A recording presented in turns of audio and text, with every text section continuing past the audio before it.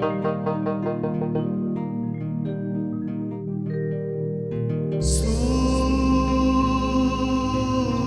हूँ जिंदगी की रमक छोड़ जाऊंगा। मैं डूब भी गया, मैं डूब भी गया तो शफक छोड़ जाऊंगा। उर्दू ज़बान की इब्तिदा और इर्तिका की दिलचस्प कहानी है।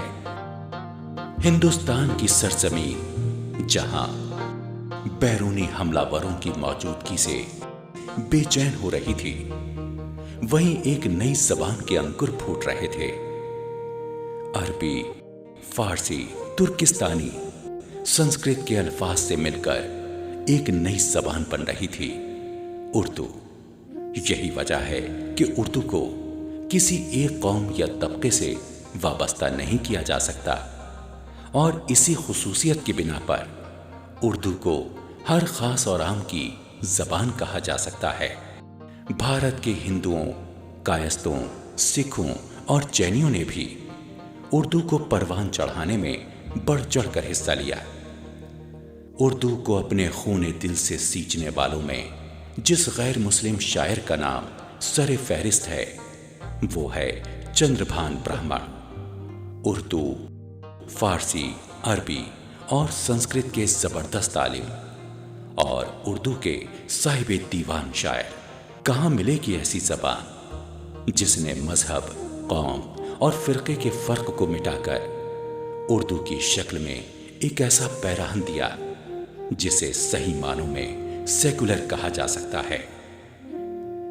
उर्दू है जिसका नाम हम ही जानते हैं दाग, सारे जहां में धूम हमारी ज़बान की है।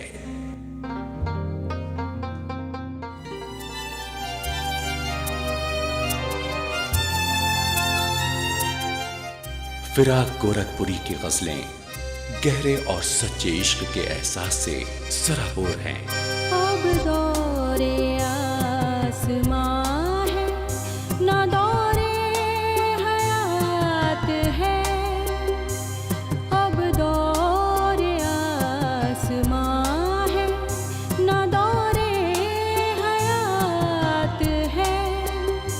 ए दर्द हिज्र तू ही बता, ए दर्द हिज्र तू ही बता, कितनी रात है। अब दौरे आसमां है, ना दौरे हयात है। उनकी शायरी में जहां एक तरफ मजहब और तहजीब का हसीन मिलन देखने को मिलता है, वहीं दूसरी तरफ जिंदगी का भरपूर तजुर्बा उनकी शायरी को एक अनोखे सांचे में ढालता नजर आता है। कुछ इशारे थे जिन्हें दुनिया समझ बैठे थे हम।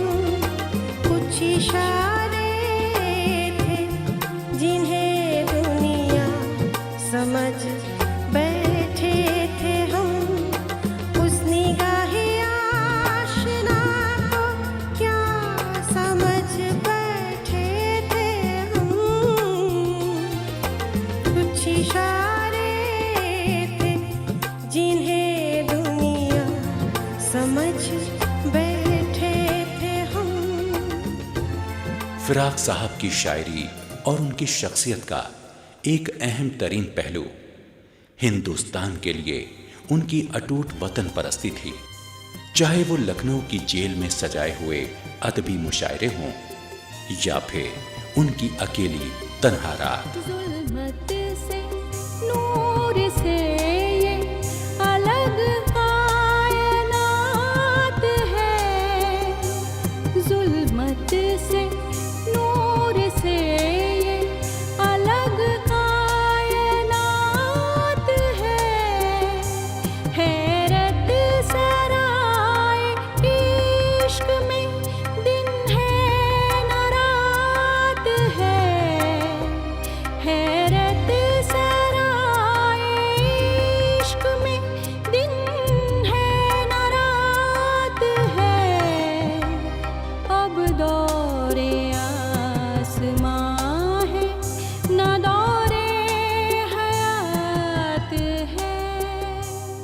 नाजरीन आदाब तस्लीम। नाजरीन, आज हम एक ऐसे बाकमाल शायर के बारे में आपसे गुफ्तगू करेंगे जो बड़ी रंगारंग और मुत्तजाद शख्सियत के मालिक थे।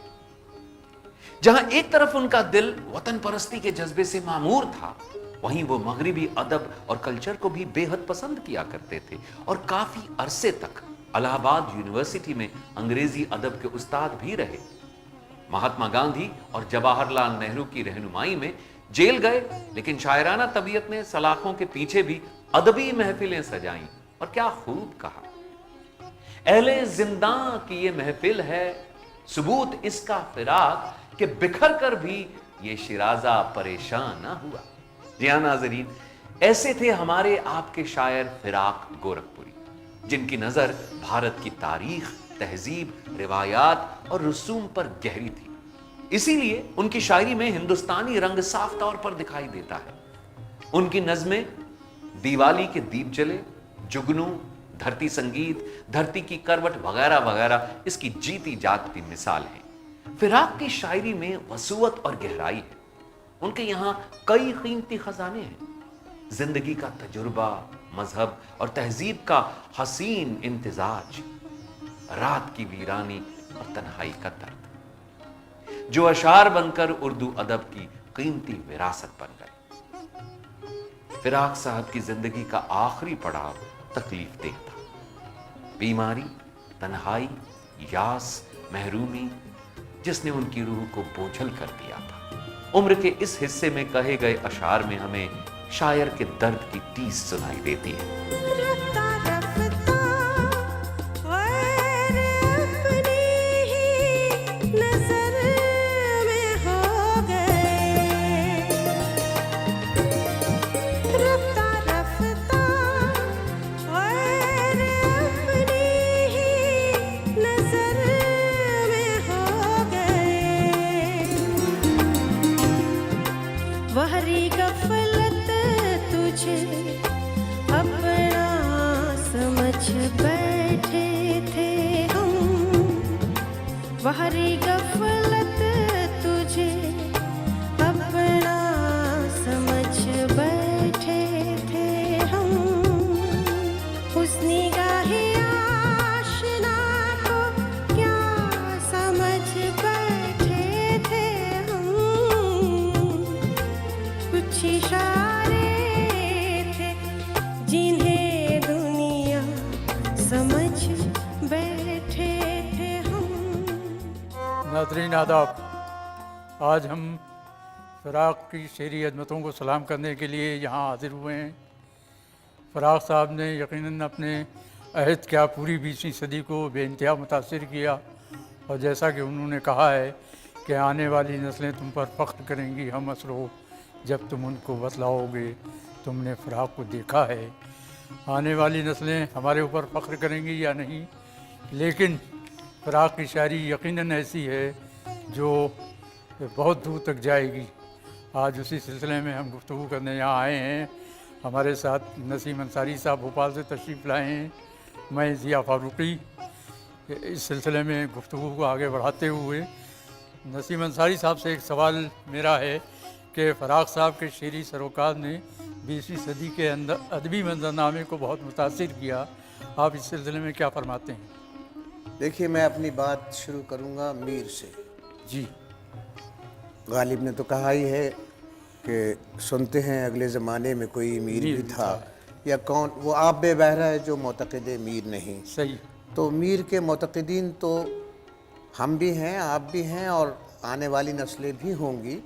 लेकिन मुक़ल्लिद, सबसे बड़ा मुक़ल्लिद अगर मीर का कोई हुआ है तो वो फ़िराक गोरखपुरी है। मीर को जितना फ़िराक ने अपनाया है और जितना फ़िराक उसके करीब रहा है, उतना कोई दूसरा शायर अभी तक नहीं रहा। एक बात फ़िराक की, एक बात जो शायर जी उनकी जो कंट्रीब्यूशन कही है वो ये कि उन्होंने गज़ल की रवायात की पासदारी करते हुए गज़ल की अल्फाज और मानी को जो वसअत दी है, उसके कैनविस को जो वसी किया है, वो भी उनका ख़ास कंट्रीब्यूशन है। इसके अलावा मैं ये कहूँगा कि वो गज़ल को फ़ारसी की हुक्मरानी से निकाल के उर्दू की हुक्मरानी में लाए, हिंदुस्तानी रंग अता किया, उसे ईरान से हिंदुस्तान लेके आए। ये भी फ़िराक का कंट्रीब्यूशन है। और आप फ़िराक के अशार पढ़ेंगे तो आपको अंदाज़ा होगा कि उन्होंने उसमें हिंदुस्तानियत को जितना यानी नुमायां संजोया किया है, है। हाँ, और फ़ारसी का के से जितना इज्तिनाब किया है वो सिर्फ उन्हीं का हिस्सा है। हर लिया है किसी ने सीता को, ज़िंदगी है कि राम का बनवास, ये उन्होंने कहा है। और जो उनके कोई सी भी शेर पढ़िए, ज़िंदगी है इक्का दुक्का सदाए जंजीर, जिंदा में शाम हो गई है, तो उनके यहाँ फ़ारसी का गलबा बिल्कुल नहीं है। हिंदुस्तानी अंदाज़, हिंदुस्तानी तहज़ीब, हिंदुस्तानी फ़िक्र और हिंदुस्तान का लबो लहजा है। गोया आप ये कहना चाहते हैं कि उन्होंने रवायती जो अल्फाज थे हमारी उर्दू शायरी के, उनसे इज्तनाब नहीं किया है, बल्कि उनको भरपूर तरीके से इस्तेमाल किया है और उसको नए मानी अता किए हैं, जिसको हम जो जदीदियत की सतह तक आ जाते हैं। देखिए, जदीदियत तो बहुत बात की चीज़ है जी। फ़िराक की गज़ल तो ख़ुद जदीद गज़ल के ज़मरे में आती है, इसलिए कि उन्होंने रवायत से इन्हिराफ बिल्कुल नहीं किया। जी। उन्होंने गज़ल को गज़ल की तरह ही कहा है, उसकी तमाम तर रवायात के साथ, उसकी तमाम तर लफ्ज़ियात के साथ, लेकिन लफ्ज़ों के कैनविस को उसने बहुत वसी किया है। और फ़िराक की गज़ल में आपको ये बात हमेशा मिलेगी, बहुत पहले से उन कदमों की आहट जान लेता हूँ, तुझे आए ज़िंदगी में दूर से पहचान लेता हूँ। तो फ़िराक गज़ल को तो उन्होंने गज़ल की तरह कहा है, लेकिन गज़ल के कैनविस को वसी किया है। उसमें अल्फाज वही हैं जो गज़ल में मुस्तामिल रहे हैं, इल्ला फ़ारसी। और उसके बावजूद उन्होंने उसकी मानवियत को में इजाफा किया है, उसके कैनविस को वसी किया है। जी, जैसे वो तेरा बख्ती नहीं जाती दिले सोज़ां की फ़िराक, तो आज भी शम्मा के सर पर वो धुआं है कि जो था। तो आज तो भी अब शम्मा ये के देखिए सर पर सारे वो धुआं अल्फाज। है कि जो था। जी। हाँ, इसके अलावा फ़िराक की शायरी पे एक इल्ज़ाम तो नहीं कह सकते, लेकिन कहा जाता है कि उनकी शायरी में कैफियत ज़्यादा है मानवियत के मुकाबले में। जी। पता नहीं आपका क्या ख्याल है, मैं तो ज़ाती तौर पे ये समझता हूँ कि कैफियत भी है और मानवियत भी है। सही। देखिए, मसलन उनका शेर है, शाम भी थी धुआं धुआं, हुस्न भी था उदास उदास, दिल को कई कहानियाँ याद सी आकर रह गई। या उनका एक शेर है, ज़रा विसाल के बाद आईना तो देख है दोस्त, तेरे जमाल की दोशीज़गी निखर आई। अब ये तो ये मैं मानता हूँ, ये कैफियत है। आपको मजरूकियाँ भी ये कैफियत मिलेगी। वो लजाए मेरे सवाल पर कि उठा सके न झुका के सर, गिरी जुल्फ चेहरे पे इस तरह कि शबों के राज मचल गए। जिगर का एक शेर है, मुझे ये वहम रहा मुद्दतों के जुर्रत शौक़, कहीं न खातिरे मासूम पर गरां गुजरे। लेकिन फ़िराक के सिलसिले में ये बात मैं नहीं मानता कि उन्होंने सिर्फ कैफियत की ही शायरी की और मानवियत को अहमियत नहीं दी, ऐसा है नहीं। फ़िराक की मानवियत भी है और कैफियत भी है। उन्वान गफलतों के हैं, फुरक़त हो या विसाल। उन्वान गफलतों के हैं, फुरक़त हो या विसाल। बस फुर्सते हयात फ़िराक एक रात है, बस फुर्सते हयात फ़िराक एक रात है। अब दौरे आसमां है न दौरे हयात है। ए दर्द हिज्र तू ही बता, ए दर्द हिज्र तू ही बता, कितनी रात है। अब दौरे आसमां है न दौरे हयात है। अच्छा, ये बताइए नसीम साहब कि ये रुबाइयात और ख़ुसूसन फ़िराक के यहाँ जो रुबाई का कंसेप्ट आता है, या जिस तरह से उन्होंने रुबाई का जो मौज़ूआत थे उसमें उन्होंने हिंदुस्तानी तहज़ीब और कल्चर, खुसूसन निस्वानी जमालियात को जिस तरह से इस्तेमाल किया है। देखिए, फ़िराक का एक कंट्रीब्यूशन और है जी, और वो ये कि वो महबूब को आसमान से उतार के ज़मीन पे ले आए हैं। फ़िराक के यहाँ इश्क जो है वो मजाजी हो जाता है। जी, फ़िराक का महबूब या महबूबा जो है वो एक आम शख्सियत है, वो कोई माफ़ूकुल फ़ितरत शख्सियत नहीं है। एक बात तो फ़िराक के यहाँ ये है कि उसने इश्क को उसके मजाजी मानों में ही यानी इस्तेमाल किया है इश्क को। दूसरी बात ये है कि आपने रुबाइयात का सवाल किया, तो मैं अर्ज़ करूं कि रुबाइयात के सिलसिले में रुबाई बड़ा मुश्किल फ़न है। जी, जोश साहब ने भी बहुत रुबाइयात कही हैं और सब शायरों ने बहुत सारे शायरों ने रुबाइयात कही हैं। रुबाई कहना बड़ा मुश्किल फ़न है, लेकिन फ़िराक ने रुबाई को एक नया रंग दिया। फ़िराक ने रुबाइयात को बिल्कुल हिंदुस्तानी रंग दिया और वो उसे देहात तक ले गए। और उन्होंने, वही मैंने आप सर्च किया कि उनका महबूब जो है वो बिल्कुल एक आम इंसान है, वो कोई माफ़ूकुल फ़ितरत या वो ऐसी शख्सियत नहीं है। और उनका इश्क भी मजाजी है। मोती कान रस का सागर है बदन, दर्पण आकाश का सरासर है बदन, अंगड़ाई में राजहंस तोले हुए पर, या दूध भरा मान सरोवर है बदन, या दूध भरा मान सरोवर है बदन। अब अगर आप देखें तो वो देहात तक ले गए हैं। वो रुबाई में पूरी हिंदुस्तानियत है, पूरा हिंदुस्तानी कल्चर है, पूरी हिंदुस्तानी तहजीब है जो उन्होंने रुबाई में समोई है। रुबाई में उन्होंने बहुत कुछ तब्दीली की है। उस रवायती पहले रुबाई के में जो रवायती ख़यालात बने, तसव्वुफ़ था और दूसरी जमालियात भी थी, लेकिन फ़िराक की रुबाई टोटल एक तो हिंदुस्तानी रुबाई है, दूसरी ये कि वो बिल्कुल मजाजी रंग में है। यानी तसव्वुफ़ का उसमें, और ये वो सब फ़लसफ़ा गैर ज़रूरी नहीं बल्कि बराह रास्त हाँ, जी बिल्कुल। हाँ, मुझे भी एक रुबाई याद आई कि आंसू भरे भरे वो नैना रस के, साजन कब है सकीते बस के, ये चांदनी रात, ये बिरहा की पीड़ा, जिस तरह उलट गई हो नागिन डस के, जिस तरह उलट गई हो नागिन डस के। ये तो बहुत खूबसूरत रुबाई है। फ़िराक ने रुबाई में तो उन्होंने रूप की कोई सी भी रुबाई आप उठा के देखेंगे उसमें आपको हिंदुस्तान नज़र आएगा, उसमें आपको देहात नज़र आएगा, उसमें एक आम औरत नज़र आएगी। वो नहीं है कि सर्व कद है तो वो या आसमान से उतरी हुई फूल परी है, एक बिल्कुल आम सी शख्सियत आपको उसमें नज़र आएगी। यानी उनका महबूब जीता जागता सामने का है, जीता जागता सामने का महबूब है। और फ़िराक में फ़िराक का इश्क बिल्कुल मजाजी है। फ़िराक के यहाँ आपको क्या ये इस तरह से ये संस्कृत शेरियात से मुतासिर नहीं उनके यहाँ है ये मसला?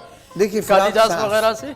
देखिए, फ़िराक के बारे में मैं आपको एक बात बता दूं, वो संस्कृत तो पढ़े हुए नहीं थे, वो अंग्रेज़ी के प्रोफेसर थे, लेकिन उन्होंने संस्कृत अदब का वाय अंग्रेज़ी मुताला किया है, वो डायरेक्ट नहीं किया है। लेकिन उससे वो हिंदुस्तानी तहज़ीब के अलमबरदार थे। हिंदुस्तानी तहज़ीब को और हिंदुस्तानी रवायात को अपनी शायरी का हिस्सा बनाना चाहते थे, ये सच है। मसलन उनका शेर आपने सुना होगा, शिव का विषपान तो सुना होगा, मैंने भी आए दोस्त पी लिया आंसू। तो उनकी यानी शायरी में आपको संस्कृत की शायरी का असर तो मिलेगा, लेकिन उससे ज़्यादा मेरा ज़ाती ख़याल ये है कि उनकी शायरी पे अंग्रेज़ी शायरी का असर मिलेगा, क्योंकि वो अंग्रेज़ी के प्रोफेसर थे। और टेनिसन और शेले और बायरन और कीट्स वग़ैरह की जो रूमानी नज़में हैं उनका फ़िराक की शायरी पे बहुत असर है। और फ़िराक की नज़में अगर आप पढ़ेंगे तो आपको अंदाज़ा भी होगा। मसलन वो नज़्म आपने पढ़ी होगी, आधी रात, शफ़क़ की आग में जल बुझ गया सितारे शाम, शबे सियाह ने गेसू ज़मीं पे फैलाए, मेरे ख़याल से अब 1 बज रहा होगा, अब इनकलाब की आमद में कितनी देर रही। मैंने पूरी नज़्म तो बहुत तवील है, लेकिन मेरा ख़्याल ये है कि उससे ज़्यादा संस्कृत से ज़्यादा अंग्रेज़ी का असर था उनकी शायरी पे। संस्कृत का इतना असर नहीं था जितना अंग्रेज़ी शायरी का था, लेकिन बाहर सूरत संस्कृत का असर उस हद तक था कि वो हिंदुस्तान की तहजीब को उसका अपनी शायरी का हिस्सा बनाना चाहते थे और अपनी शायरी को पूरी तौर पे हिंदुस्तानी, या वो इस बात के खिलाफ थे कि उसे ईरान ले जाया जाए या फारसी का, कामयाब हुए उसमें, मैं समझता हूँ। और उसमें कामयाब तरीन रहे। जी। वो बहुत कामयाब शायर थे। उर्दू पे उनका, हाँ, वो हिंदी शायरी से उर्दू को शायरी को करीब तरीन जो किया है वो फिराक नहीं किया है। जी जी, बल्कि हम लोग ये कह सकते हैं कि उनकी शायरी जो है वो कतई हिंदुस्तानी तहजीब और हिंदुस्तानी कल्चर से ही मुताल्लिक़ है। बिल्कुल, हिंदुस्तानी सरजमीन हिंद पर अक़वाम आलम के फिराक काफ़िले बसते गए, हिंदुस्तान बनता गया। अब ये एक अलग बात है कि वो हिंदुस्तान को मुख्तलिफ अक़वाम का एक मजमूआ समझते थे जी। और लेकिन हिंदुस्तानी तहजीब अपने आप में एक जुदागाना यूनिट के तौर पे जी। उनके यहाँ मौजूद है। जी जी जी जी, तो हम यूँ भी कह सकते हैं कि साहब ये फ़राक ने, जैसा उनका कहना था कि अगर किसी शायर के 100 शेर भी रह जाएं ज़िंदा तो यकीनन वो अमर हो जाता है। आप सोच लीजिए फ़राक के कितने शेर हैं जो ज़बान ज़द ख़ासवाम है।